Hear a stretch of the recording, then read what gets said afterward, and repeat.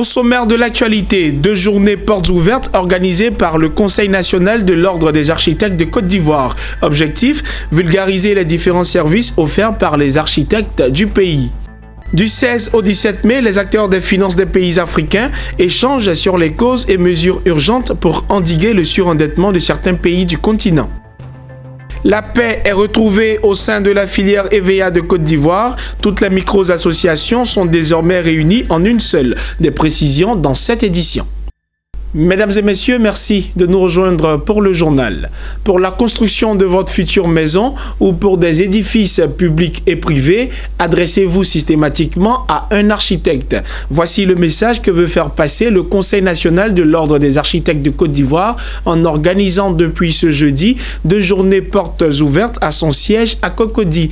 Le ministre ivoirien en charge de la construction et du logement, Bruno Koné, était compté parmi le grand public venu s'informer des services offerts par les architectes de la Côte d'Ivoire. Le reportage est de Jean-Charles Sibaï et Richard Akeke, commenté par Lawani Babatunde. Cocody, boulevard des Martyrs, immeuble Carbone. Bienvenue dans le temple des architectes de Côte d'Ivoire. C'est ici au siège du Conseil national de l'Ordre des architectes que vous retrouverez ces experts du cadre bâti. Ce jeudi, ces journées portes ouvertes au grand public et ce, pendant 2 jours. Les architectes rencontrent le grand public pour présenter leur métier. Son importance est surtout, une fois de plus, effacer l'idée selon laquelle l'architecte a des prestations élevées. Ce que nous essayons de véhiculer comme message, c'est que l'architecte vous revient moins cher. L'architecte vous fait faire des économies.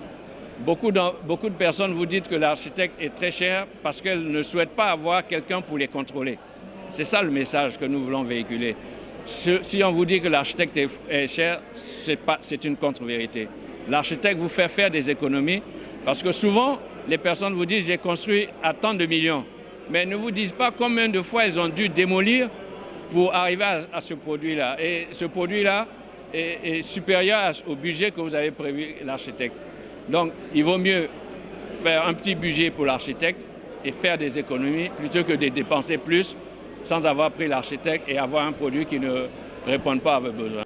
Parmi les visiteurs, le ministre ivoirien de la Construction, du Logement et de l'Urbanisme, Bruno Koné, est venu saluer l'apport des architectes dans le secteur du cadre bâti et les rassurer sur les mesures prises pour promouvoir le métier. Nous avons indiqué qu'il y a un article dans la loi sur la profession d'architecte qui aujourd'hui permet aux citoyens lambda, pratiquement, de recourir au service de l'architecte à un coût qui est très faible, à partir du moment où c'est une surface de moins de 55 mètres carrés, que ce logement est destiné à votre usage personnel et que vous sollicitez l'Ordre des architectes peut vous apporter ce soutien avec un coût qui ne dépassera pas 3% du coût de l'ouvrage.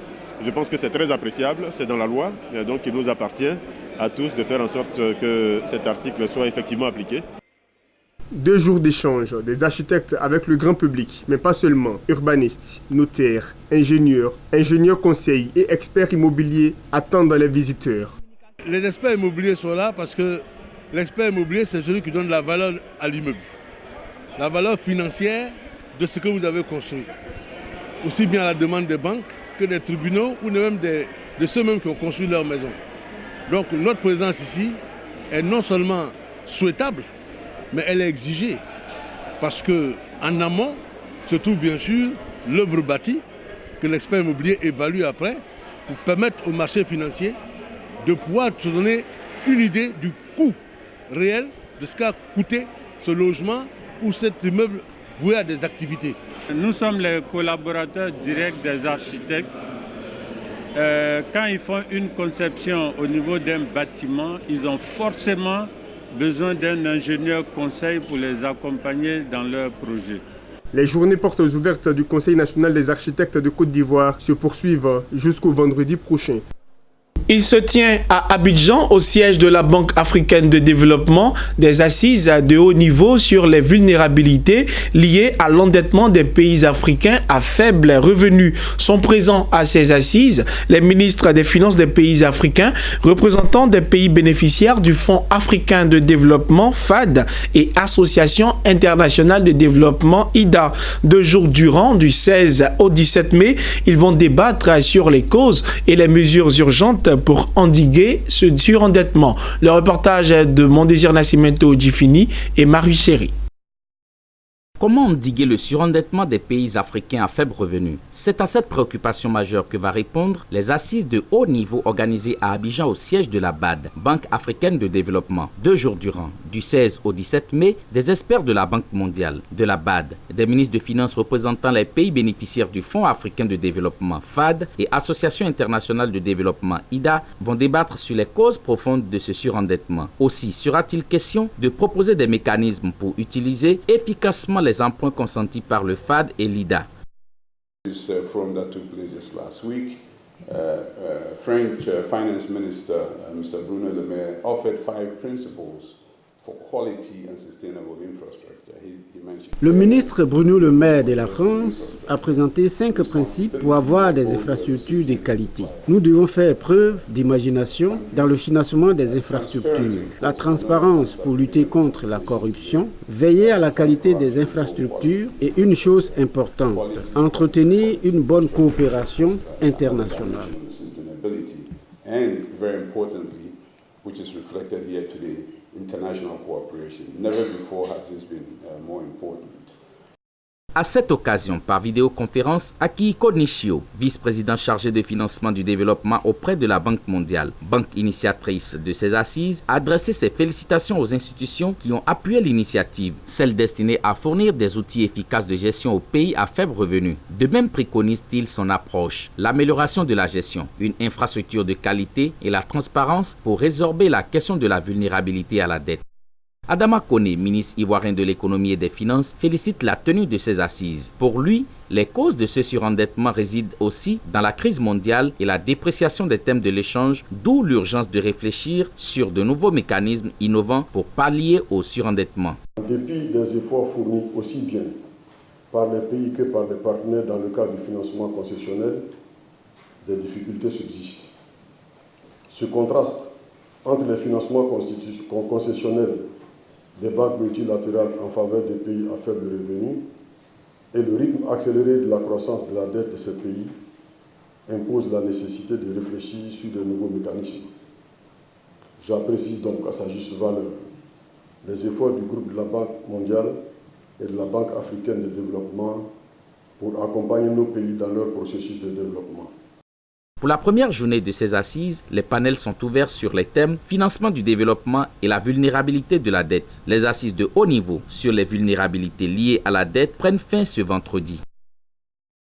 L'Institut panafricain des professionnels comptables, IPPC, était en formation à Abidjan. Le champ d'application de la TVA, la taxe sur la valeur ajoutée, a réuni 2 jours durant comptables, experts comptables, juristes et gérants de CGA. Il s'agit de mieux outiller les professionnels comptables sur la bonne compréhension de la TVA, comment la calculer et la reverser et quelles sont les voies de recours en cas de litige. Reportage de Eliane Kwasi, commenté par Nadia Eounou. Je suis expert en TVA. C'est le nom de cette formation qui a réuni 2 jours durant ces comptables, experts comptables, juristes et gérants de CGA. La taxe sur la valeur ajoutée fait près de 20% de recettes budgétaires de l'État de Côte d'Ivoire, d'où son importance. Au cours de ce séminaire, le champ d'application de la TVA et les différentes exonérations et exemptions ont été amplement discutés. C'est pourquoi il faut que ces professionnels-là comprennent l'intérêt de pouvoir mieux calculer la TVA parce que c'est une recette qui n'est pas une charge pour les entreprises. C'est une imposition qui est en fait un impôt que paye le consommateur final. Tous les secteurs d'activité, n'est-ce pas, économiques sont concernés par la TVA. Donc il y a des activités qui rentrent dans le champ d'application et d'autres qui sont exonérées ou exemptées. Nos opérateurs économiques qui n'ont pas une bonne maîtrise de la TVA font cet impôt est presque non rentable alors que c'est un impôt qui en fait encourage la production. Parce que sur toute la chaîne, il y a sa neutralité. Et donc c'est pour faire ressortir tous ces aspects que nous avons choisi le thème. Les participants se disent satisfaits de la formation qui leur a permis de révisiter le champ d'application de la TVA afin de mieux conseiller les chefs d'entreprise sur la question. En tant que formateur, en tant que gérant, donc il faut expliquer tout ça aux contribuables, que les contribuables comprennent. Que veut dire la TVA, et puis pourquoi payer la TVA, et ceux qui bénéficient des exonérations, comment remercier l'État de Côte d'Ivoire. Après cette formation sur le champ d'application de la TVA, rendez-vous est donc donné dans le mois de juin pour cette fois s'intéresser aux aspects facturation de la TVA, la collecte, la déductibilité et le reversement au trésor public ainsi que les voies de recours. Cette formation sur les champs d'application de la TVA est à l'initiative de l'IPPC, entendez l'Institut panafricain des professionnels comptables, une plateforme qui réunit comptables et experts comptables. Une plateforme qui s'est donnée pour mission la formation continue. Le patron des patrons burkinabés était en visite de travail et d'amitié en Côte d'Ivoire. À cette occasion, il a rencontré son homologue au siège de la Confédération Générale des Entreprises de Côte d'Ivoire à Abidjan pour une durée de près de 2 heures. Écoutons Apollinaire Kampaoré, président du Conseil national du patronat burkinabé à sa sortie d'audience. On a vu que le patronat ivoirien est dynamique, ils ont réalisé beaucoup de choses.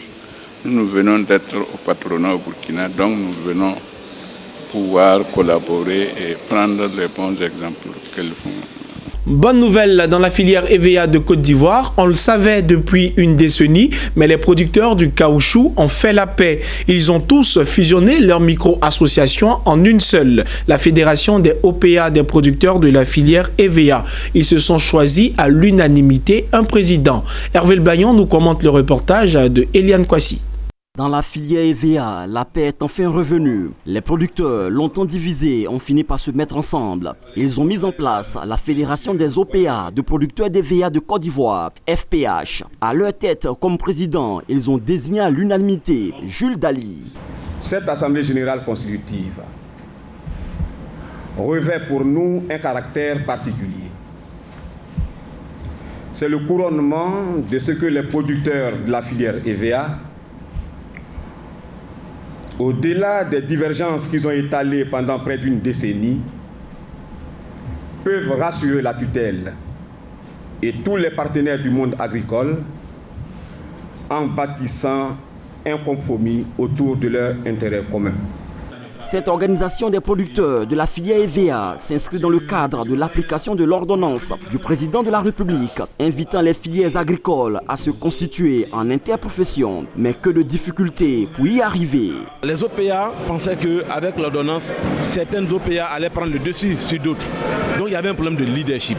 Voilà ce qui faisait le blocage. Cette paix retrouvée est aussi le fruit des efforts consentis par les sages de la filière. Ils ne cachent pas leur joie d'avoir réussi l'union.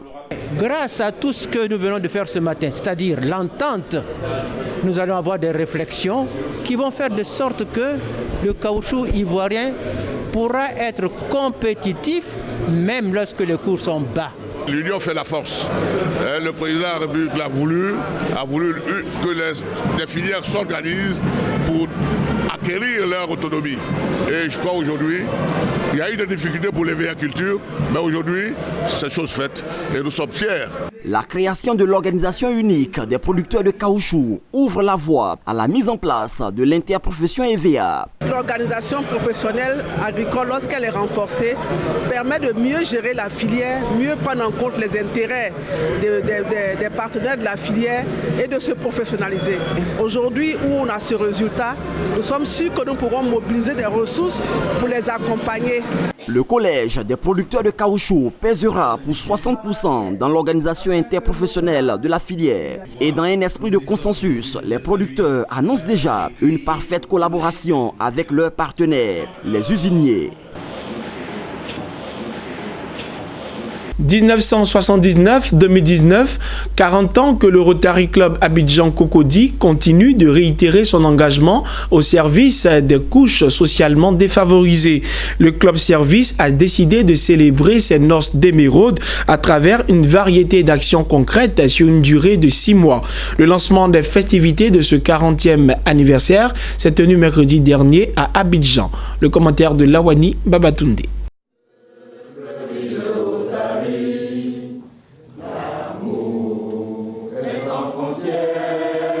Par cette hymne, traduisant la volonté d'être au service du prochain, les membres du Rotary Club d'Abidjan Cocody entament ainsi le lancement des festivités marquant le 40 ans d'existence. Ce club service veut poser des actions de portée sociale en faveur des populations issues des milieux défavorisés. Les actions seront menées sur une durée de 6 mois autour de 4 axes majeurs. Il s'agit notamment de la santé de la mère et de l'enfant, la prévention et le traitement des maladies, l'alphabétisation et l'éducation de base et enfin le développement économique et social. En juillet, donc le chariot de la solidarité du club de Cocody va se remettre en marche car nous avons décidé pour la journée du 13 juillet de faire une opération de collecte de dons de vivres et de non-vivres en faveur des populations les plus défavorisées. Donc tout ce que nous allons collecter pendant cette journée, nous allons redistribuer intégralement à 40 familles démunies. En outre, nous faisons un clin d'œil à la santé. Nous avons l'intention donc d'organiser une campagne de dépistage de l'hépatite B. Et pour cela, nous avons choisi 2 sites importants, 2 sites de grande affluence, c'est-à-dire la paroisse Notre-Dame de l'Incarnation de la Palmeraie et ensuite la grande mosquée de Aguien ou de Plateau. Pour clôturer les festivités, un dîner gala est prévu pour le 4 octobre prochain. Le but principal de ce gala est de collecter des fonds en faveur de l'association Vivre Debout. Celle-ci œuvre pour la mise à disposition d'équipements et matériels aux enfants atteints d'handicap physique. Un dîner gala dont les bénéfices serviront, comme nous l'avons dit, à construire le centre Vivre Debout, un centre qui va aider les personnes handicapées à avoir accès à des équipements orthopédiques. Le Rotary Club Abidjan Cocody est l'un des tout premiers Rotary Clubs de Côte d'Ivoire. Inscrit dans le district 9111, ce club se veut toujours être au service des couches socialement défavorisées. Dans ce contexte, le démarrage officiel du calendrier des festivités du 40e anniversaire débute par une pose de première pierre du centre Vivre Debout le dimanche 26 mai au sein du CHU de Yopougon. C'était la dernière information de ce journal. Mesdames et messieurs, merci de nous avoir suivis et bonne suite de programme sur Business 24 Africa.